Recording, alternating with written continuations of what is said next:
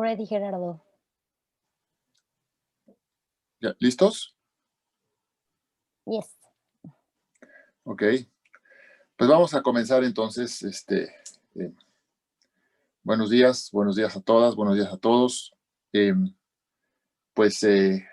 Tenemos hoy una sesión muy interesante de seminario de nuevos datos y métodos para la generación de información oficial.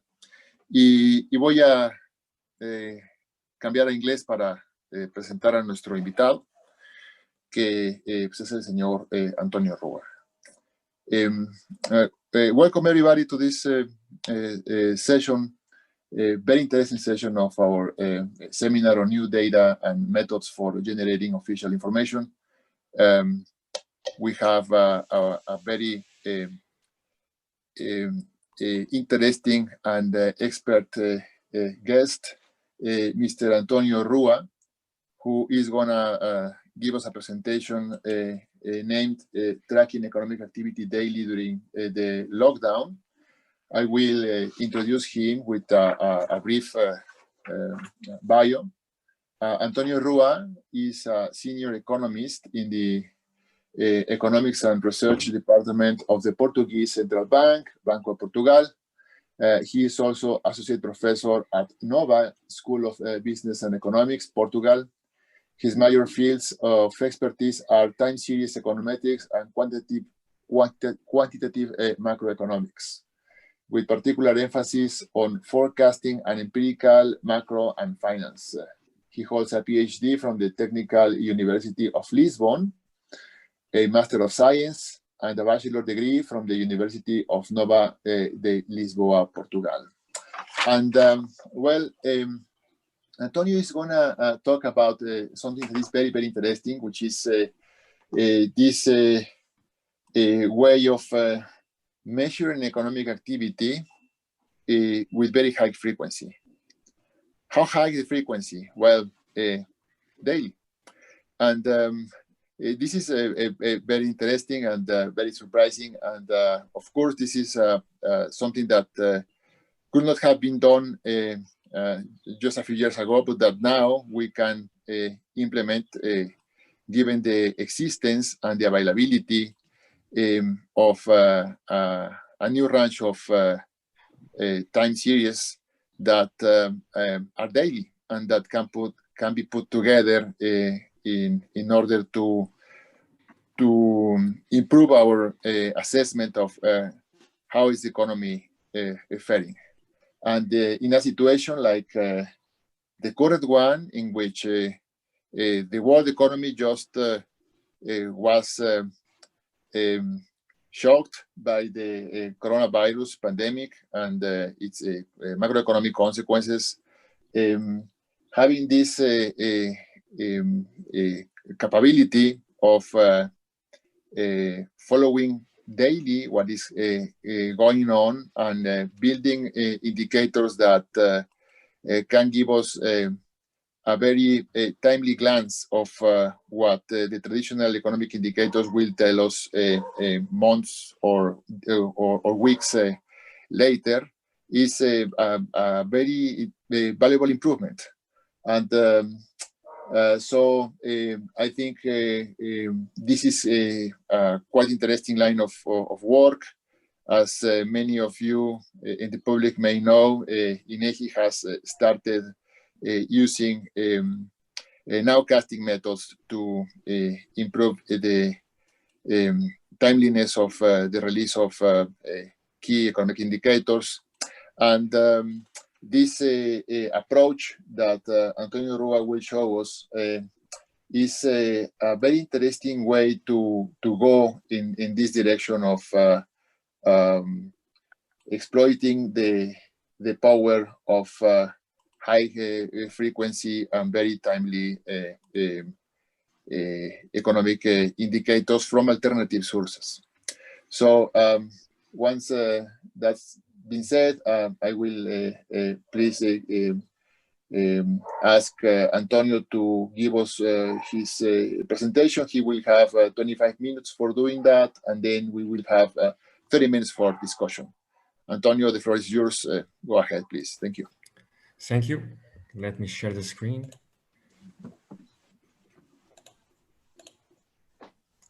I need you to enable the option of sharing the screen.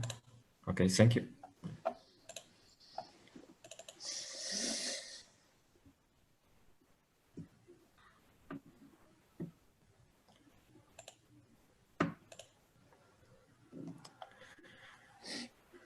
Okay, so thank you. First of all, I would like to thank for the invitation, of course, and for the kind introductory words. The talk today is about a work that we have conducted a few months ago at the bank. This is a joint work with a colleague of mine there at the bank. You know, when the pandemics hit the economy, everybody wants to know what was happening to the economy. And what we think now of relatively high frequency indicators, like monthly indicators, like industrial production and so on, which are available typically on a monthly basis. Those indicators were not enough to provide a picture of what was going on the economy. So there was a need to develop very high frequency indicators so that one could assess the impact in real time and in a timely manner of COVID-19. So this work developed a few months ago was a bit of a race against time, precisely because of that, because we wanted very quickly to have a tool in our toolkit so that we could assess how the economy was evolving. As you all know, COVID-19 hit the world, so there was these major disruptions in all economies. So this is not a specific shock to a given economy. This was a worldwide phenomenon. Of course, this kind of shock led to substantial changes in the economies. There were countries where there was a lockdown. You know, there were all sorts of measures being taken during the pandemics. So resorting to what we now call somehow the traditional statistics, like quarterly national accounts or even monthly indicators like industrial production or retail sales, was not really enough to have a picture of the economy. You know, even, you know, you have the frequency, which is in some cases monthly, but even for those indicators, you have to wait, for example, around 1 month or 45 days to know what happened in that specific month. So you needed to have a kind of tool that could allow you to assess what was going on in a very timely and fashion manner. So, of course, this led the researchers and to focus on what we now call non-traditional sources of data, so that one could assess in a high-frequency basis what's going on. You know, I would like just to mention a couple of work that has been developed elsewhere. You know, I think the first to release this type of high-frequency indicator was Louis Murchison and Jim Stock at the US. And, you know, of course, there are some good reasons why they were the first. I would say the immediate reason was that they had the data. So, you know, it's not by chance that for the US you have lots of data and you have very high frequency data. So, you know, it's a good, it's a country where it enables you to do that kind of stuff. So they were the first to compile this sort of indicator. And basically what they proposed was a weekly economic indicator based on 10 weekly series. Then I would also like to mention the case of the Bundesbank, so the German central bank. I think weeks after, they also released this weekly activity indicator based on, in particular, on 7 high-frequency indicators, on 7 weekly indicators. And they are still working on that, so there is still work on progress. Of course, there other countries, there are other central banks, there are other international institutions working on this currently. So this is not this is not specific to a given country. There is a lot of people now looking at this kind of data and trying to compile these high frequency indicators. In our case, we try to go a bit further, and we try to compile not a weekly indicator, but a daily indicator.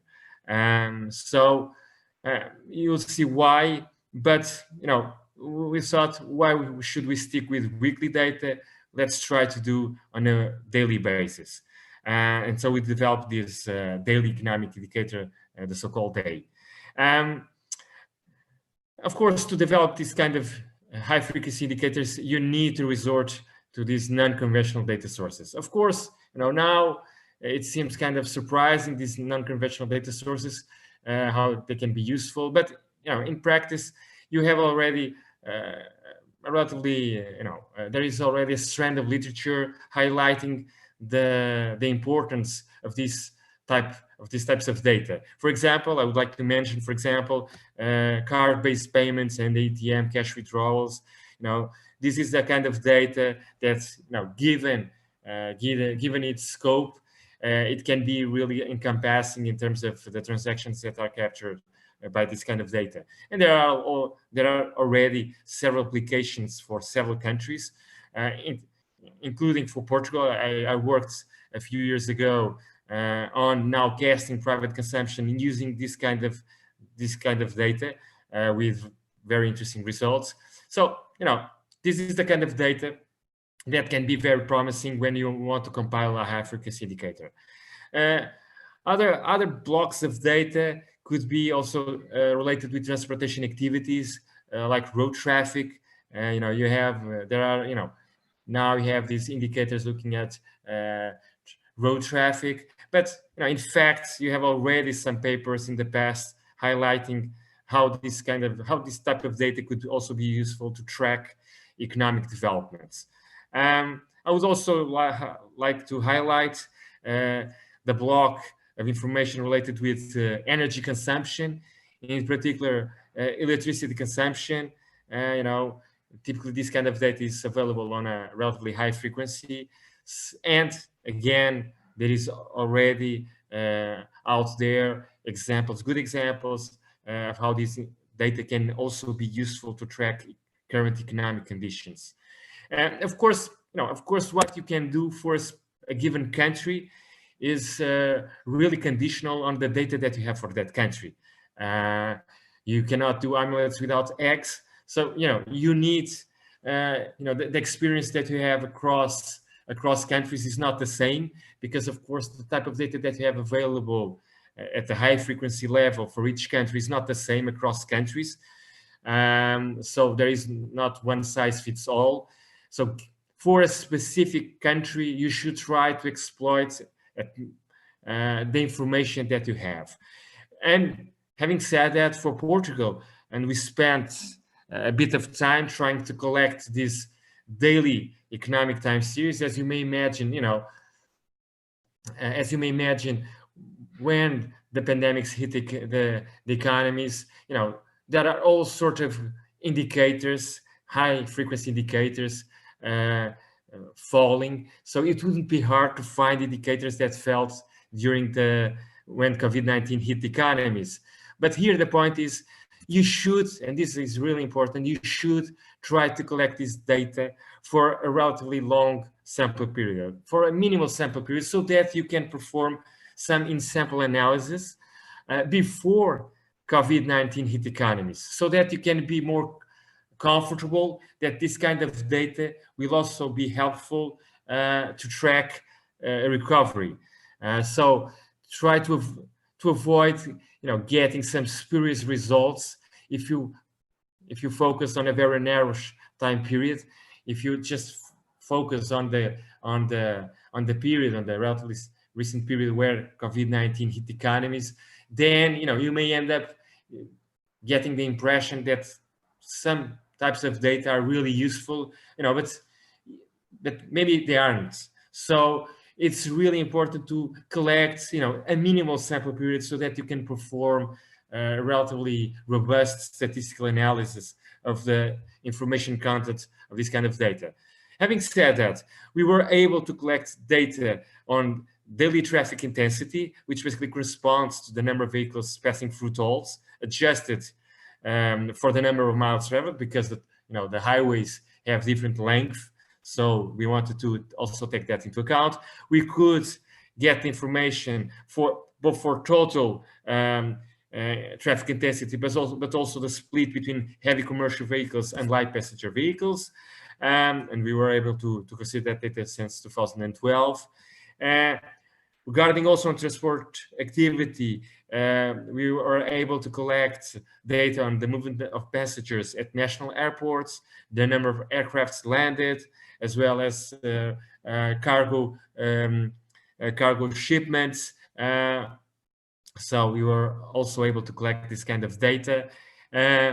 On top of that, we also got information on electricity consumption, both the aggregate as well as across different distribution grids. We also collected data on natural gas consumption, so again, energy consumption. And as I mentioned before, and I think this is the kind of thing that is really promising. This is a really promising data source. Is card-based payments and ATM cash withdrawals. And we were also able to collect this kind of data for the Portuguese economy for a relatively long time span. So, this was the kind of data that we were able to collect, and this amounted to around, I think it was 25 daily economic time series, which was a good starting point.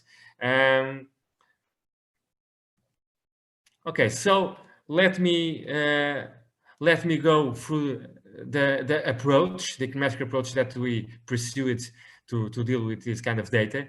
The first thing is typically this kind of data, when you look at the daily time series, you typically see very strong seasonal patterns. Okay, so there are several, when you look at monthly or quarterly data, typically, the National Statistics Office releases this type of data already seasonally adjusted, so that's very nice. But when you get this raw data, this daily raw economic data, when you look at the data, you clearly see strong seasonal patterns. But there is one issue here. The problem is an empirical one, which is typically you don't have long time periods for this kind of data. At least when you think of the time span that you usually have for monthly or quarterly data. So that means that it's going to be really hard to clean out the seasonal patterns. For example, the annual seasonal patterns, because if you don't have many years of data, then it's going to be really hard to clean the daily data from those annual seasonal patterns. So, we had to be a bit pragmatic here. Well, and we followed, the US case basically. So we considered year-on-year growth rates. So, this is the kind of transformation that you can do to the data, which is, easily interpretable. You can explain it very easily to a policymaker. You are basically comparing, this year vis-a-vis the same day in the previous year. So, it's relatively easy to explain and allows to clean slowly moving annual seasonality. And that's what, Lewis, Mertens, and Stock have done for the US. And I think it's, it's a way of overcoming this issue of the strong seasonal patterns without having many years of data. Of course, that's not the end of the story. Even if you are comparing the same day this year with the same day in the previous year, there are effects that still are present in the daily data. And one of those effects is precisely the weekday. So the day of the week differs this year vis-a-vis the previous year. So you may comparing the same date, but the day of the week is different, and that can be really important. If you think, for example, regarding the behavior of variables, for example, when you compare during the weekend and vis-a-vis during a working day, for many time series, you see different you see different behavior depending if you are looking at the weekend or at the a working day. So one should take that into account. And to clean the effect, the day of the week effect, we resorted to this seasonal trend decomposition method, which was developed in the 90s, which is not as popular as X11, for example, method typically used in National Statistics Office, but has several important advantages in this particular case. And one of those advantages is precisely it can handle any type of seasonality. Typically, X11 method typically only allows you to clean monthly or quarterly data. And this method in particular, this non-parametric method, this is a non-parametric method, which is also an advantage, is able to clean also other types of seasonality, in particular the one that we were interested in, which is the intra-weekly seasonality. That is the day of the week effect. It also has this nice feature that it allows the seasonal component to evolve over time. It can be specified to be robust to outliers, which is also nice because this daily data is full of strange values. And although conceptually the method was developed for an additive decomposition, if you consider the log of those variables, which is really common, then you get a multiplicative decomposition, which is a bit more standard when you think of seasonal adjustments. So even that you can easily overcome. But even if you control for the day of the week, there are still effects that still persist in the series. For example, you have moving holidays. For example, Easter or Carnival, do not always fall on the same date. So if you are comparing, a given day today with the same date in the previous year, Easter is not always in the same date. So you should also take that into account because that will change, that will impact your economic series. And for that, we resorted to this, in the spirit of regression. So this regression, taking into account these effects to capture these moving holiday effects. Once we clean as far as we could the daily series from these recurrent effects, we basically estimated a factor model. In the spirit of the previous work, Lewis, Martins, and Stock for the US have done the same thing.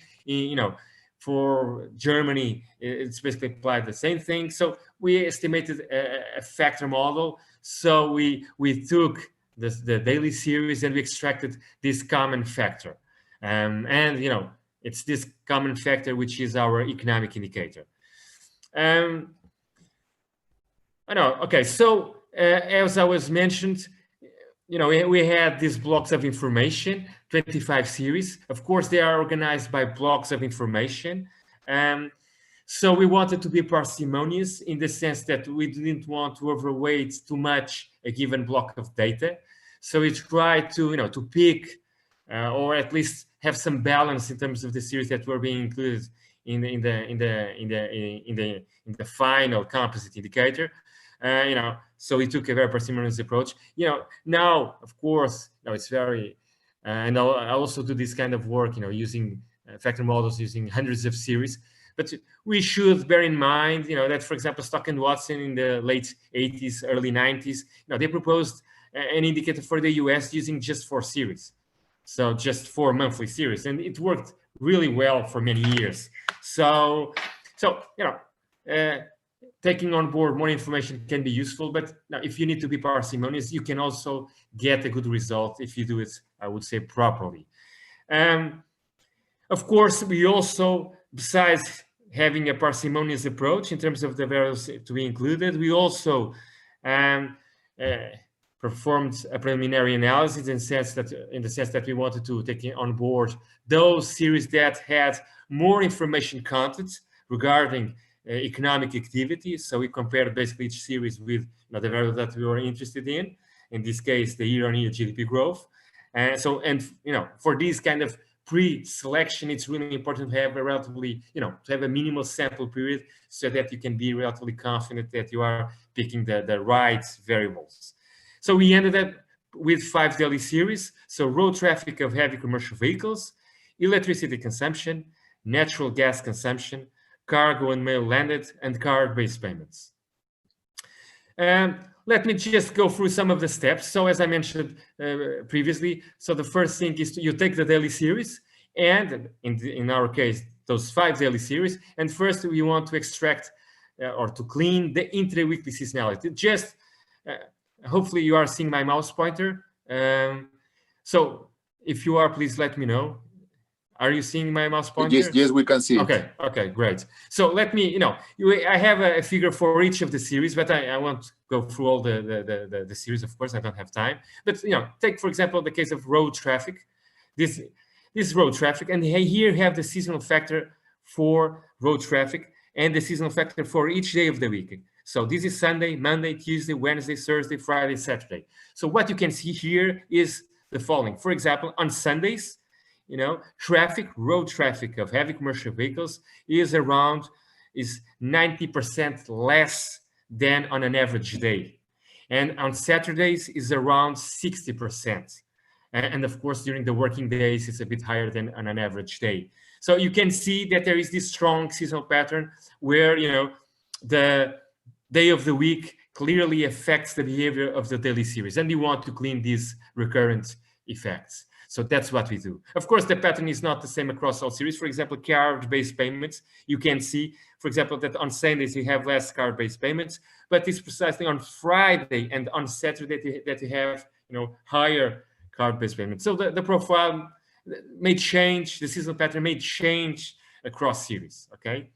Let me continue. Okay, then, as I mentioned, we wanted to clean out the effects of moving holidays, for example, Carnival and Easter. For example, take, for example, the case of Easter, okay? So again, take the example of road traffic. Here is Easter. So you have here the Good Friday, Saturday, Easter Sunday, Monday. So you basically see, and this is the effect that Easter has on the daily time series. And you can see, for example, on the Good Friday, road traffic is around 90% less than on a typical day. And you see that on Saturdays is still also below what would be on a regular day, and still on Sunday, and still on Monday. Okay, so you can see, so the black line is the estimate of the impact, and the shaded area is the confidence band. So you clearly can see that there is a strong statistical significant effect coming out from these moving holidays that you should take into account, that are not cleaned when you look at year-on-year growth rates. Okay. So we also clean this. We also clean this the daily time series from these moving holiday effects. Then we took those 5 daily time series and we extracted the single factor from those 5 series. And if you are familiar with this kind of factor model literature, when you extract these single factors, these latent variables don't have a meaningful scale. So you need to put a meaningful scale. So in this chart, what I plot here is, the single factor, which is called, we call it the daily economic indicator, rescaled to the mean and standard deviation of GDP year-on-year growth. Okay, and you see, this is the daily time series. The gray line. Okay, you see, it's a bit erratic. There are some irregular movements. It's really hard to clean the daily time series from all the effects, and there is, of course, irregularity affecting daily time series. The green line is the centered weekly average of the daily time series. So it's still a daily time series, but it's the weekly moving average of the daily time series. And if you do that, you already see that it cleans a lot these, a bit these irregular movements, but you still get this daily time series, okay? And here I have the GDP year-on-year growth rate. This was for the fourth quarter, and this was for the second quarter. And what you can see, of course, you're not familiar with the latest developments in the Portuguese economy. I don't want also to go too much in that, but I want to stress the following: you have this big, and this huge decrease, and this happened in a couple of days. And this was exactly when we had the lockdown in the Portuguese economy, when we had the emergency state declared on March 18. So you see that there was this huge drop in economic activity, and the indicator was pointing out to decreases of or declines of around 15 up to 20%, and we're a bit worried about this because at the time we finished doing the indicator, we had no estimate for GDP year-on-year growth rate for the second quarter, and when it was released, it was around 16%. So it was really the average of the 90 days of the daily indicator was right on the spot in terms of the estimate that was afterwards released by the National Statistics Office. So yeah, we were satisfied that we could capture these quite rapid changes in the economy and still have something that on quarterly terms captures the variable of interest. Then I don't have much time. I will try to be really brief here, but we were a bit more besides obviously of interpreting the chart. We also conducted some regressions. This is basically to show that in a regression contest, the daily economic indicator, whether you put it on a quarterly terms or whether you consider the daily time series, and for that you have to consider these mixed frequency models, but whether you consider it on a quarterly basis or its daily counterpart, you find that this indicator has strong information content regarding nowcasting GDP year-on-year growth rate. Some concluding remarks to wrap up. So you can find more details. I had to skip, of course, some of the technical details here, but you can find much more discussion in the working paper that has been already released. We released the working paper at the end of July. So you have here the reference and the link. I would like to just conclude saying the following.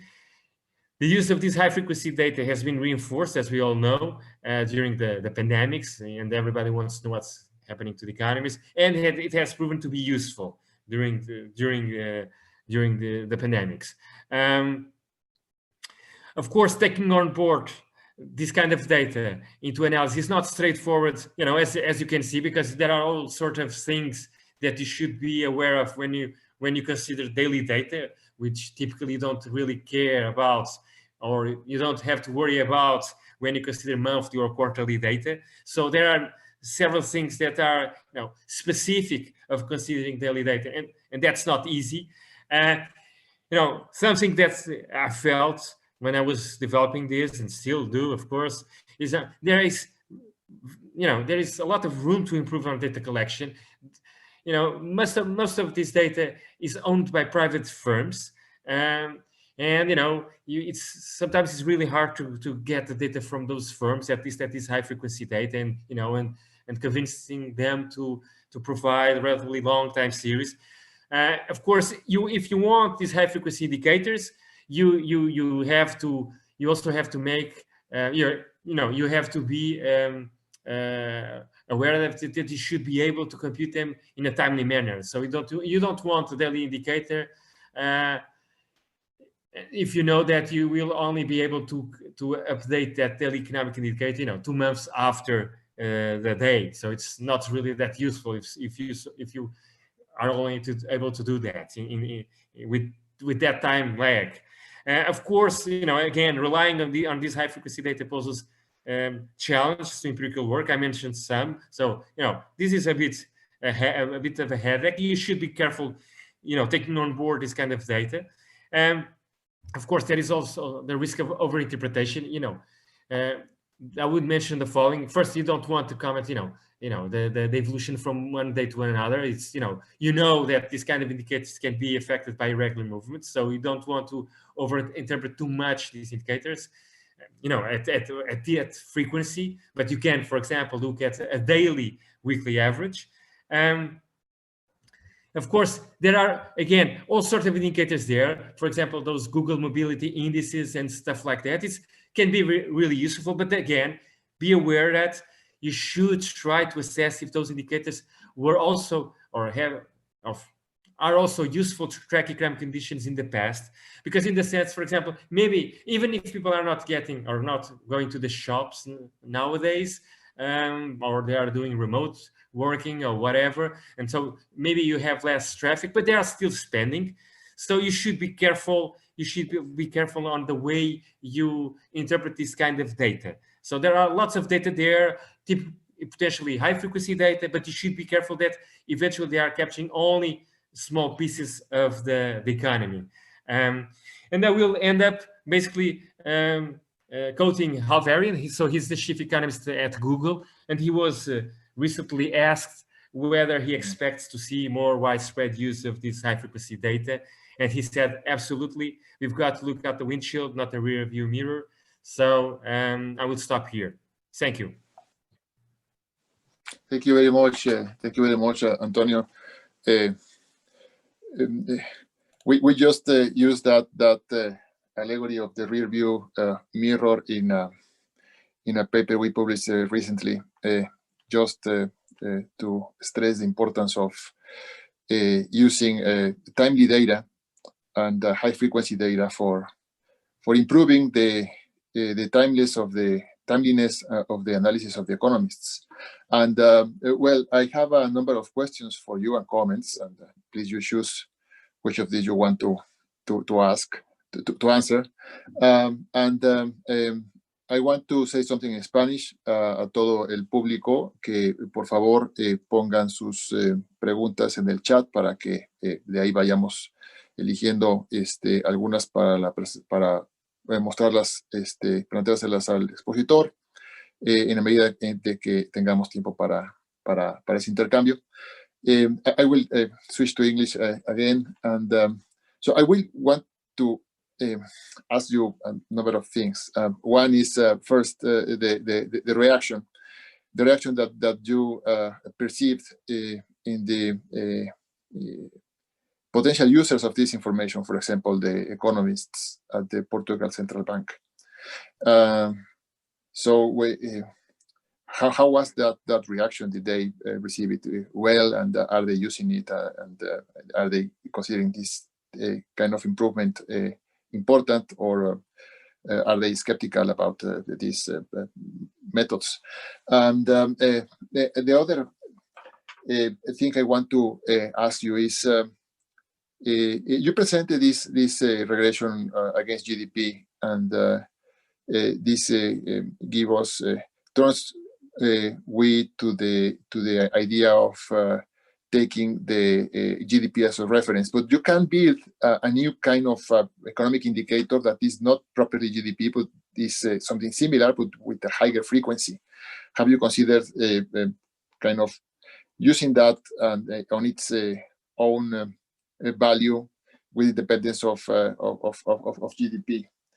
And one other thing that I want to ask you is about the dependence on different providers, at times private sources which own the data that you need to do what you are doing, and any consideration about the risk of depending on that kind of sources, which suddenly can just decide that they will not continue supplying the information you need to do this. And one other question is, about the possible trade-offs between the availability of series, perhaps a lower number of series that statistical economic series that you can use with very high frequency, compared with the number of series and perhaps the relevance of the series that you can use with perhaps lower frequency, weekly, for example. And how do you manage this trade-off? I mean, I see it's quite interesting to have this daily index, but will you perhaps have a more meaningful index if you use lower frequency series? And one other question is about the criteria for selecting the series. And you mentioned Stock and Watson and this parsimonious approach for building this index, this composite indicator. But would you rather have a slightly higher number of indicators? How do you manage this balance of having perhaps a small number of indicators or against a slightly higher number of indicators, which may improve the explanatory power of your series? And well, these are my questions and comments, and I want to congratulate you for your very interesting job and your paper. And please choose which of these things you want to answer. Thank you. Thank you. I would like to answer all the questions, of course. They are really good questions. I hope to have time to answer to all the questions. I will take the first one, the reaction. You know, people were eager to have high-frequency indicators given, you know, the abrupt changes that were happening in the economy. So too much eager for my taste, I would say. You know, I always take this humble attitude towards methods and models. I don't believe that there is, you know, a model that is the best in every and single way. So I think, you know, all models, or, you know, models may have specific advantages vis-a-vis other models. It can be useful in particular cases. No, so I think it's always nice to have these things in our toolkit, and having more tools, like, you know, having more tools is always more useful, or can be useful. Of course, you have to be you know, you should be aware how you should use them. But in terms of reaction, I must say, you know, once we developed the indicator, you know, we had all kind of requests, you know, since our governor, our governor, when he was releasing the latest economic bulletin regarding Portuguese economy, you know, the highlight was this, you know, intra-monthly, this daily profile of the economy, because you can see these kind of abrupt changes that you cannot see easily looking at other sorts of indicators. So we have been, in terms of reaction, it was very well received, and, you know, it is being used, of course, currently. So we include them. We are including this indicator in our current publications. We already have requests by private firms to be able to have the indicator on a more timely basis, since we release quarterly or, you know, bi-monthly publications. So, but they want more. It's not enough to know what's happening, you know, just once a quarter, or even if you know. So they want this kind of indicator. I think, you know, sometimes authors are more skeptical about, you know, the potential benefits than other people. But again, the people are And, of course, the current juncture helps that, but people are eager for having these high frequency indicators. But I will here say also the following, and here I would stress a bit what Halberian mentioned. Of course, in this context of pandemics, having these high frequency indicators that are able to capture these abrupt changes can be quite useful. But I don't think that looking forward, I don't think that the usefulness is limited to that. In the following sense: first, unfortunately, the pandemics will last more than we would expect. So unfortunately, we will want to look at these kind of things for more time than we would like to. But again, and on top of that, again, it may also be useful to have these kind of things on our toolkit. So why not having these high frequency indicators, to compare, to contrast with other traditional indicators? So it's having more information typically is better, right? So or having more tools, more indicators typically is better. So the first question, the reaction, I think it was really, really positive. Regarding GDP, yeah, of course you can think of, we can develop an alternative measure of economy, but again, we need the reference variable. We need to know if these kind of variables are tracking what we feel that is reasonable. So we have to take a reference variable, and in that respect, GDP is always the reference variable because it's encompassing, it's broadly based. So of course GDP has measurement errors and there are problems with GDP, but I would say that for the time being is the best measure of the economy. So we took GDP as the reference variable, to pre-select the variables. At the end, we compare the daily economic indicator with GDP, but we are not, trying to fit it exactly to GDP. It's just to pre-select. You need to do some sort of pre-selection. Is this variable useful or not? And you need for conduct that kind of analysis, you need the reference variable. Otherwise, you're going to be lost, right? It's going to be a Bayesian approach. Is I feel that this variable is important, then I feel that you put a lot of priors on what you think that is important and what is not, and you lose a bit the metrics that I think you always need to put some statistical support to what you are doing. So taking GDP as a reference variable, I think it was an obvious choice. The question regarding how we feel on depending too much on private firms to have this data. Yeah, that's always tricky, right? We try to convince the firms that are providing this kind of data that this kind of data is really useful. So, well, I think we made a really good job convincing them that this is really useful, and everybody thanks their efforts in providing the information, and somehow they are quoted because we say electricity consumption is coming from this firm.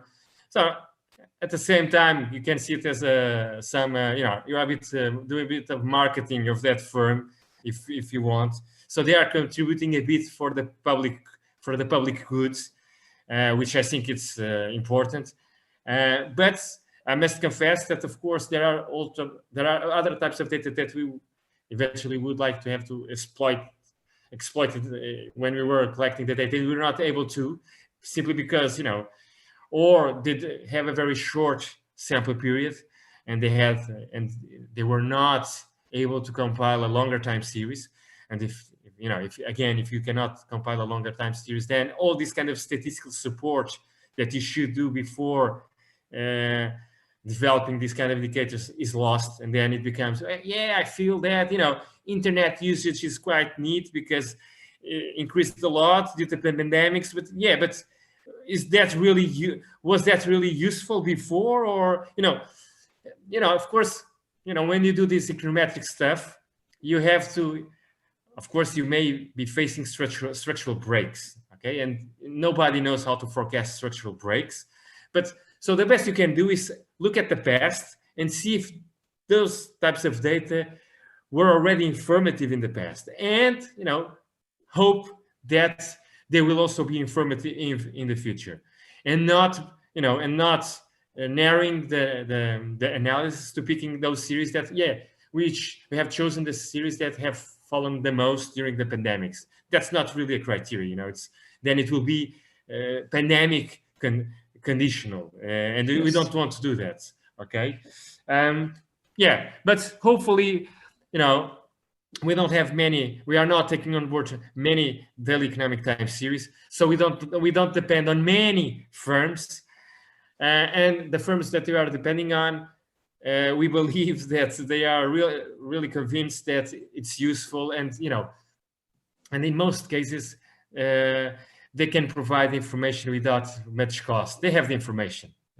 Most of the times they have the information. It's it's just you have to convince them to provide information, but they have the information. So but it can be always an issue.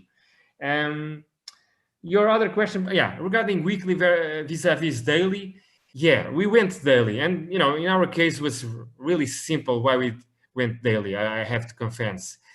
For example, in the US case, and we know that there are these very informative weekly time series about US unemployment and stuff like that, and then they don't have them on a daily basis. In our case, we did not have that kind of trade-off, because whether we have monthly time series or we were able to collect daily time series, we don't have, again, this is conditional on the country.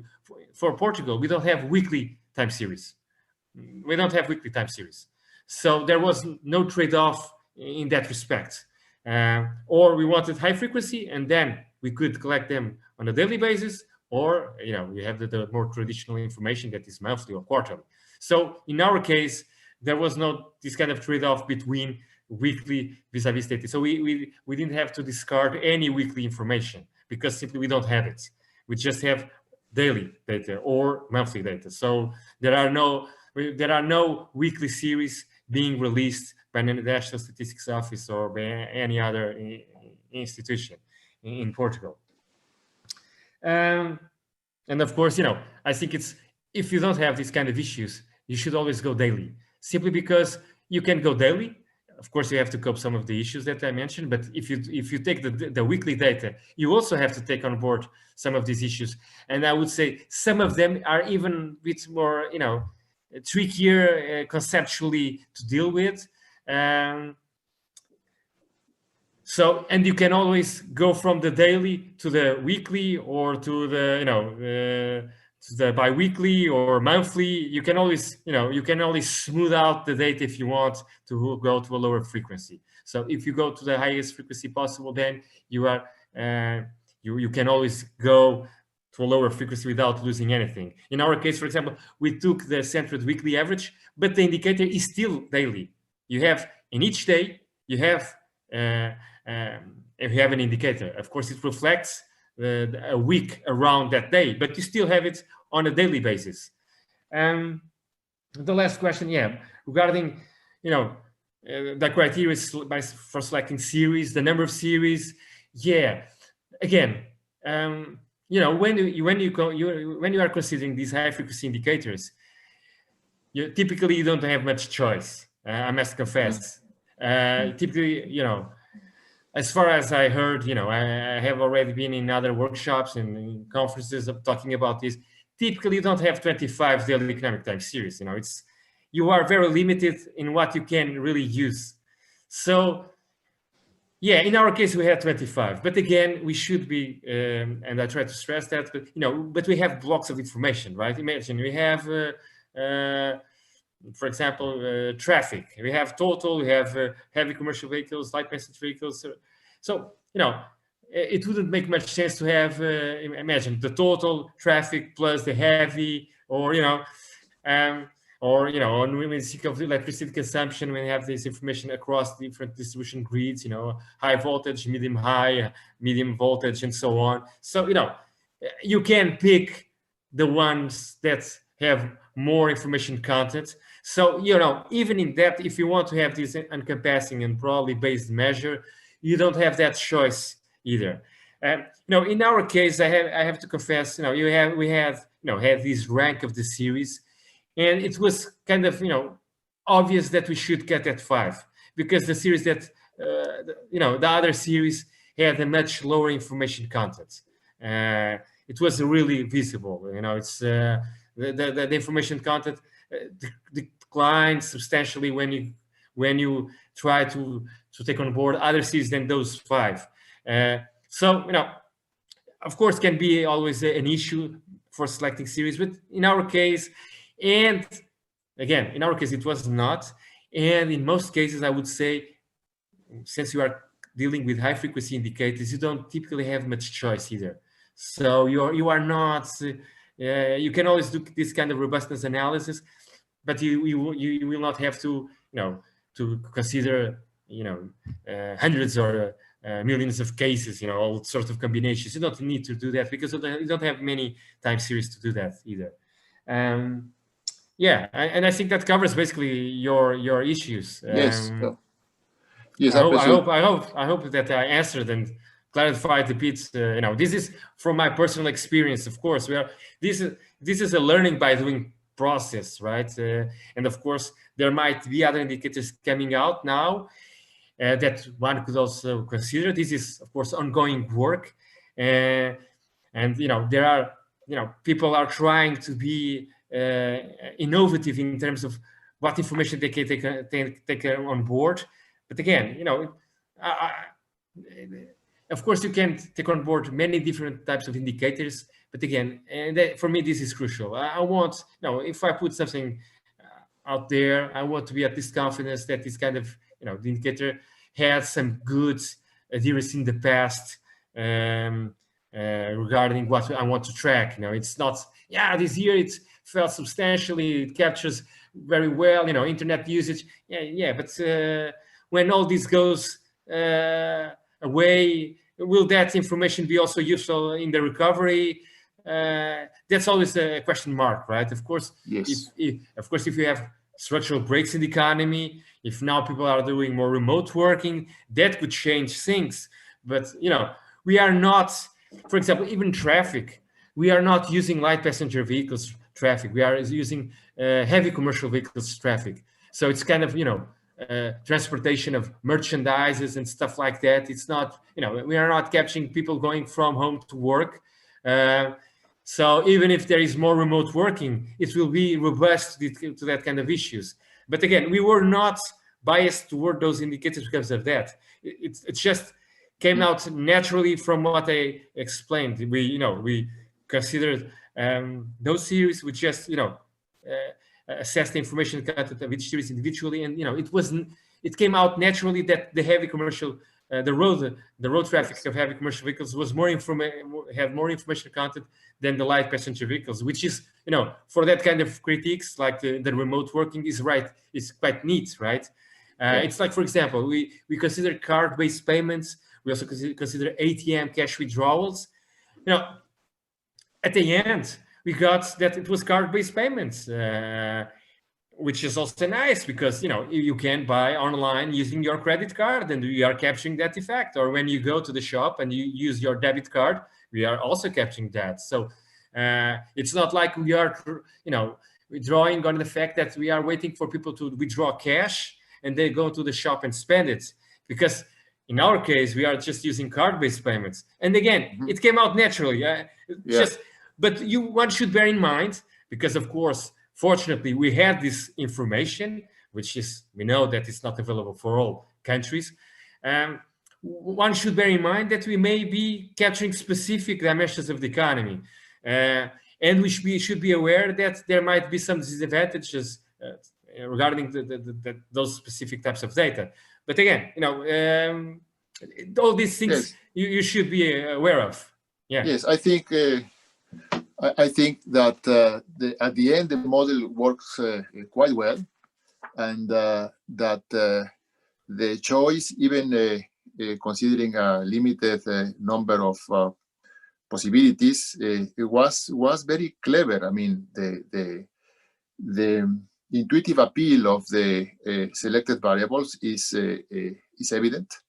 And besides, they work well statistically. So I think it's a great job what you have done, and you have achieved something that is quite relevant, and you have given an innovative answer to challenging times. So I guess we are all obliged to doing efforts in that direction, because these times we are living in demand innovation, demand the best of our capabilities to use the power of statistics to describe what is going on. And I think you have done it quite well. You have nailed it.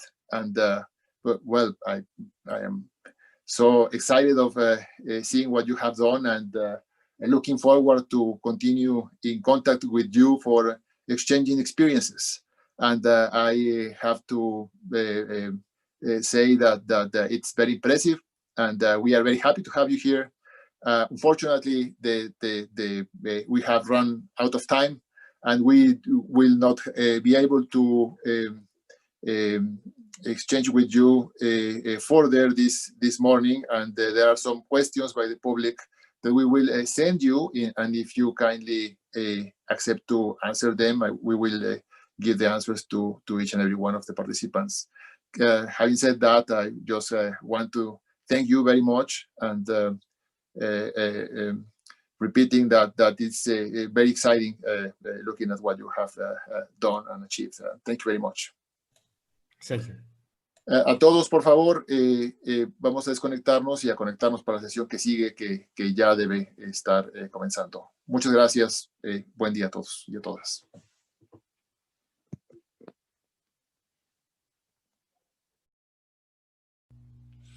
Dear Professor Galbraith, could you please turn into the other link? Thank you.